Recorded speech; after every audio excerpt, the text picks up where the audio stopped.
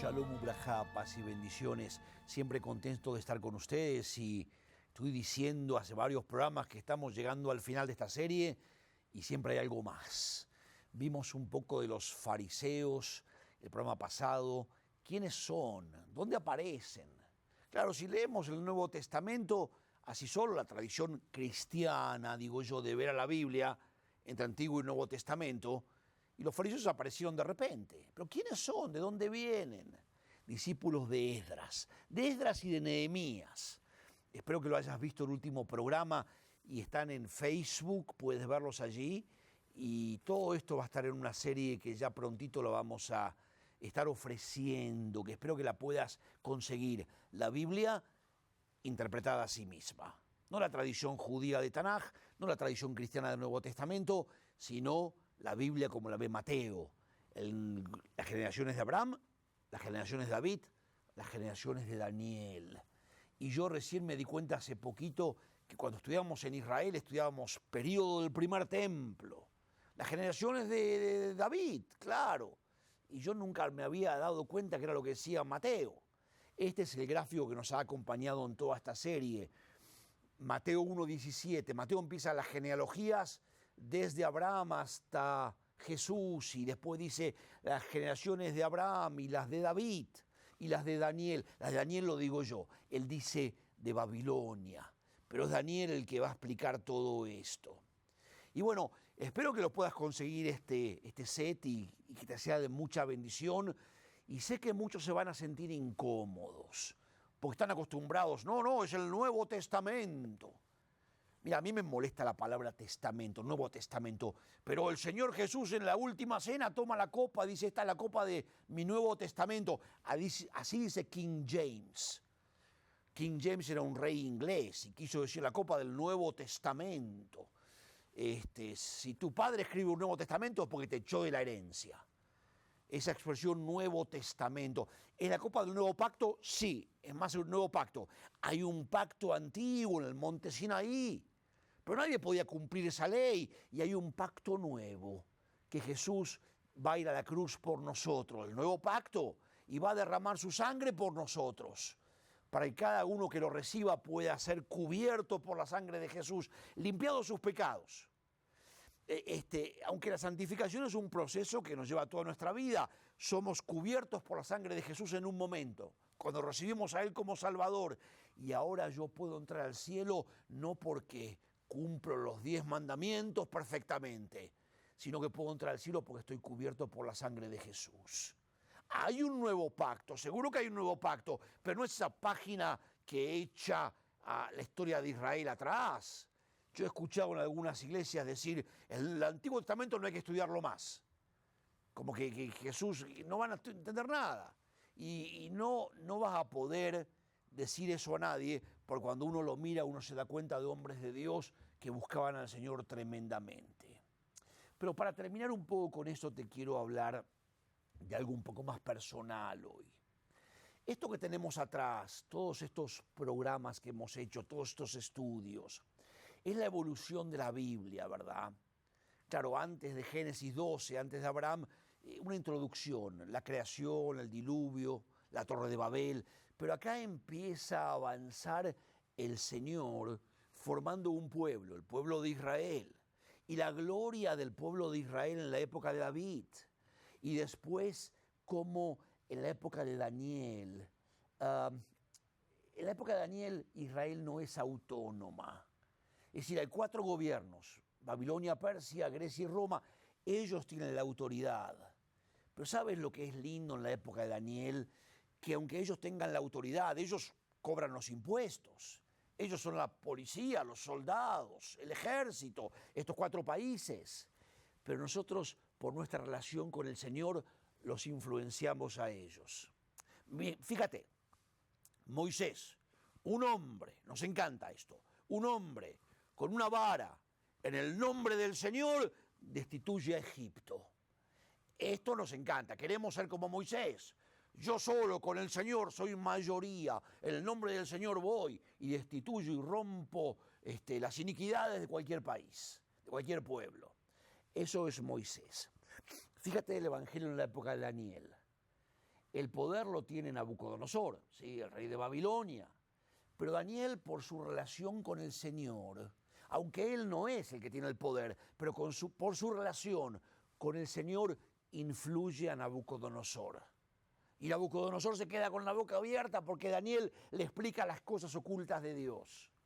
Esdras, Nehemías, por su hermosa relación con el Señor, influyen sobre el rey de Babilonia, sobre el rey de Persia, sobre Darío o Ciro.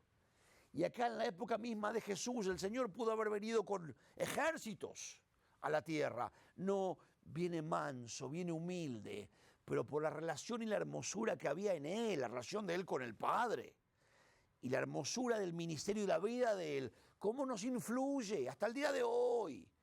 Muchos de nosotros hemos rendido nuestras vidas a Jesús. Señor, lo que usted quiera, pero ¿quién me obligó? Mi papá me decía, ¿quién te obligó? ¿Con qué te convencieron? ¿Cómo te obligaron? Nadie, voluntariamente, por la hermosura de la presencia del Señor, de las promesas del Señor. Esto que tenemos acá es la evolución de toda la Biblia. Y tenemos que verla en 3 grupos.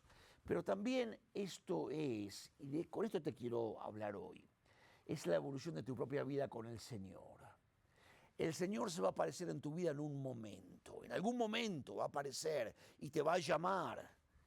Y tú vas a poder resistir o vencerte ante el Señor y entregarle tu vida a Él. Y vas a vivir años en los cuales tu vida vas a ser un nuevo creyente, pero años en los cuales tu vida va a ser como la generación de Abraham. Te explico qué quiero decir. Yo recibí al Señor en el año 1984, allí en la Argentina. 1984, yo había venido de Estados Unidos, volví a la Argentina, fui a una iglesia y me empezaron a predicar. Y yo recibí al Señor como mi Salvador, era hermoso. Y sabes que los próximos años fueron para mí la formación de Israel, las generaciones de Abraham, fue la formación del Señor en mi vida. Y tú que eres creyente vas a tener que tener comunión y vas a tener que pasar seguramente años en las generaciones de Abraham. Para mí, quiero explicarte que esto no es solamente como el Señor avanza en las Escrituras, es como el Señor avanza en tu propia vida. Y vas a recibir aquí del Señor autoridad de parte de Él. Él va a ser tu autoridad. De repente vas a haberlo recibido a Él como tu Salvador. Y las cosas en tu vida van a empezar a cambiar. Y vas a caminar en años en los cuales, tal vez sean años, en mi vida fueron años de humildad. Fueron 10 años, las generaciones de Abraham. Pero fueron años en los cuales yo aprendí que el Señor tenía autoridad sobre mi vida, a no tocar mi vida. Claro, acá son los años de Egipto, del desierto, de conquistar la tierra. Son años en los cuales Dios se va a aparecer en tu vida y te va a decir, Salmo 37, pon tu vida en mis manos, camina conmigo y yo haré. O va a decirte, Proverbios 3, no te apoyes en tu propia prudencia, fíate de mí en todos tus caminos, yo enderezaré tus veredas. O te va a decir, guarda silencio ante el Señor, espera en Él hará. Y el Señor te va a ir guiando. ¿Y sabes qué? El gran peligro acá es tocar tu vida. El Señor te va a decir, pusiste tu vida en mis manos, no la toques, no la toques. Yo tengo autoridad. ¿Quieres crecer? Si la tocas tu vida y te vas y cambias y no aceptas la autoridad de Él, nunca vas a crecer. Y es un poco como el Israel en la tierra, yendo a la tierra prometida. Es un camino angosto. En el desierto, si te vas afuera de día, el sol te quema y de noche te congelas. Y el Señor te va a ir guiando aquí por un tiempo que va a ser un tiempo estrecho, va a ser un tiempo hermoso, va a ser un tiempo en el cual la autoridad de Él se va a manifestar sobre tu vida.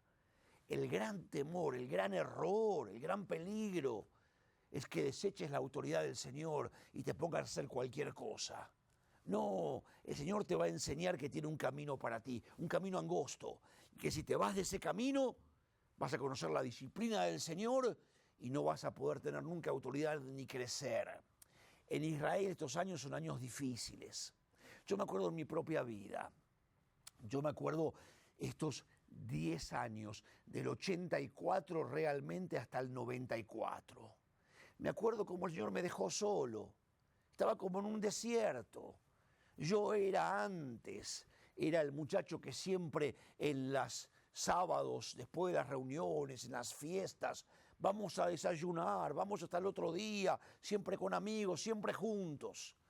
Y un día recibo a Jesús como mi Salvador y empieza su autoridad sobre mi vida. Y yo no sé ni cómo fue, pero me empezó a separar de la gente. Y de repente me quedé solo. Y me acuerdo una vez, teníamos reunión el día sábado en la iglesia y terminó la reunión a las 9 de la noche o algo así. Y yo me fui caminando a la casa. Era como una hora en colectivo, pero estaba solo y me fui caminando.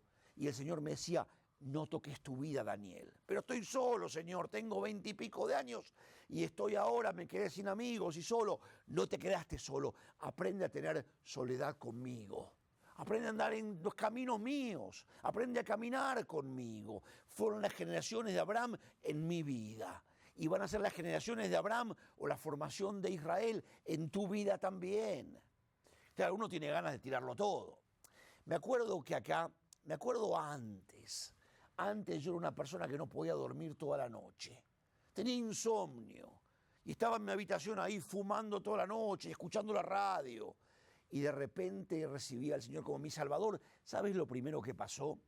Alguien vino a ofrecerme un trabajo para dar clases de inglés. Empezar dando clases de inglés. Yo no sabía ni cómo hacerlo, pero necesitaba ganar dinero. Era un creyente nuevo. Y yo realmente pude ver que era de parte del Señor. Tomé unos cursos, me entrenaron y empecé a dictar clases de inglés y yo sabía que esto iba a ser importante para mi futuro. No me imaginaba que iba a volver a Estados Unidos, pero sí sabía hablar inglés, pero no sabía enseñar, tenía que aprender a enseñar. Hoy en día todo esto me sirve. Y me acuerdo que yo al principio no sabía ni cómo hacerlo y una vez tenía que ir a dictar una clase a un banco, hay un banco americano, en la Argentina. Y estaba en la puerta ahí con unas fotocopias aburridas y un grabador con un cassette de inglés. Y digo, yo no entro nada. Y el Señor me decía, sigue adelante y no toques tu vida. Señor, yo tendría que ser el que tiene la oficina en ese banco. Yo tendría que ser un empleado de un banco multinacional. Era el JP Morgan, un banco ahí en Buenos Aires. En vez estoy acá yo con fotocopias aburridas, no sé ni cómo hacer esto. No toques tu vida. Sigue adelante, cállate y sigue, porque estoy haciendo algo contigo.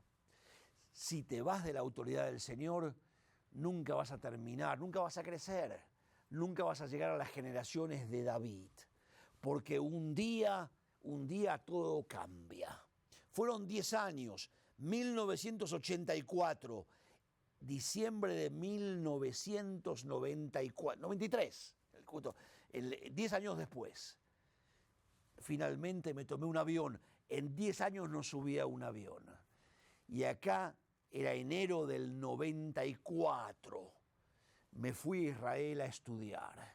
10 años después el Señor me permitió de vuelta subirme a un avión y volver a ir a Israel y volver a empezar a viajar de vuelta. Fueron las generaciones de David en mi vida.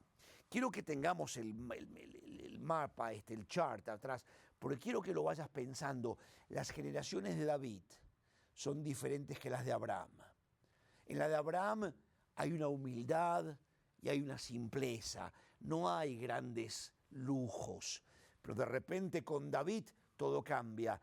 Y un día yo me vi viajando de Buenos Aires hacia Londres. Y llegué a Londres para estar en Inglaterra, en Londres, todo un día. Llegué a las 6 de la mañana y a las 12 de la noche me tenía que tomar el avión para ir a Israel, para ir a estudiar allá. Y estuve todo el día caminando por Londres. Era el día de Navidad del 93, casi 94, 10 años después. ¿Sabes que anduve con mi Walkman allí por Londres todo el día lloviendo? Parecía todo el día que era de noche. Y anduve todo el día ahí por la ciudad de Londres con el Walkman, escuchando todas alabanzas de Navidad. Era el día, iba a ser Nochebuena. Y estaba esperando un avión para ir a Israel. Y de repente digo, Señor, ¿será que se terminaron los 10 años del colectivo en Buenos Aires yendo a mi iglesia? Sabes que los tiempos en Israel fue otra cosa. Y desde Israel, ahora estaba estudiando en Jerusalén, en la Universidad de Jerusalén. Y estaba estudiando con pastores de todo el mundo, unos cursos tremendos. De repente las generaciones de Abraham habían pasado y ahora era la gloria de David. Las generaciones de David, un tiempo diferente. Y si estás en el desierto, en las generaciones de Abraham, quiero decirte que esos días están contados. Y que un día el Señor te va a sacar de ese desierto. Vas a tener que tener autoridad, vas a aprender a vivir en la simpleza, vas a quedarte solo con el Señor, vas a sufrir, pero vas a conocer su autoridad sobre tu vida. Y de repente un día todo va a cambiar. Y de repente de la simpleza de ir a la iglesia, del colectivo público, de repente el Señor me permitió ir a Jerusalén. Ir a estudiar allá era una cosa increíble. Era la gloria de las generaciones de David. Con David va a ser el templo, Jerusalén. Va a ser una gloria de la manifestación de Dios. Sabes que fueron 10 años estos, del 84 aquí, del 94 al 2004. Sabes que desde Israel recibí una invitación para ir a Nueva York, a trabajar con los Jews for Jesus. Y estuvimos en Nueva York trabajando. Los años en Jerusalén, el año y medio en Jerusalén, fue tremendo. Ya no era la época de la formación, ahora era periodo del primer templo en mi vida.